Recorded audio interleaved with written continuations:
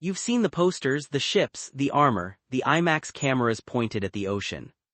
But you still don't actually know what happens in this movie. Here's the strange part, the story is nearly 3,000 years old, and it's still the biggest release of the summer. So what is Christopher Nolan's The Odyssey actually about? Strip away the marketing and it's simple. A man wins a war, then he can't get home. The film picks up right after the Trojan War ends. Odysseus, the king of Ithaca, played by Matt Damon, was the one who dreamed up the trick that finally broke the siege. A hollow wooden horse filled with soldiers dragged inside the enemy's walls as a gift. It worked. Troy fell. The war was won. That's not the movie, that's the setup. The movie is what happens after the victory. Odysseus tries to sail home, and the gods won't let him. Why? Because pride is dangerous even for a hero. Odysseus provokes the wrong god on his way out of Troy, and that single decision turns a short voyage into a 10-year nightmare. Think about that, 10 years not fighting a war, just trying to get back to his own front door.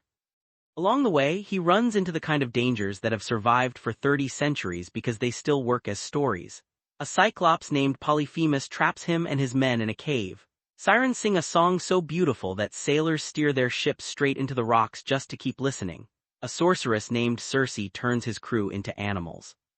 Every stop costs him something: men, time, certainty that he'll ever see home again. And back in Ithaca, someone is waiting. His wife, Penelope, played by Hathaway, has spent years fending off suitors who assume her husband is dead and his kingdom is up for grabs. His son, Telemachus, played by Holland, has grown from a boy into a young man without a father in the house. Neither of them knows if Odysseus is even alive. That's the real engine of the story, not the monsters, the distance. Because here's the question the movie keeps circling back to: what does it cost to survive something? Not just physically. What does it cost the people who are still waiting for you when you finally walk back through the door?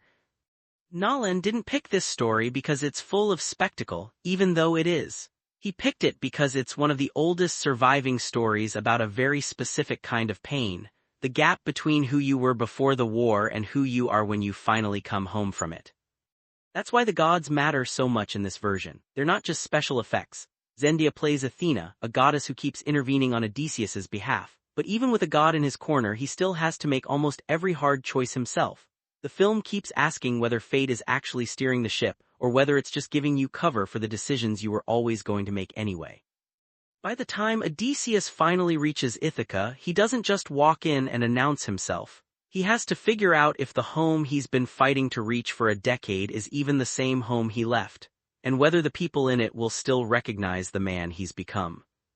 So no, this isn't just a war movie with a longer boat ride. It's a story about what survival actually demands from you, what it takes from the people who love you while you're gone, and whether coming home is ever as simple as arriving. 3,000 years later, audiences are still buying tickets to find out. Maybe that tells you something about how far that gap between leaving and returning still stretches, in every life, in every story worth telling twice.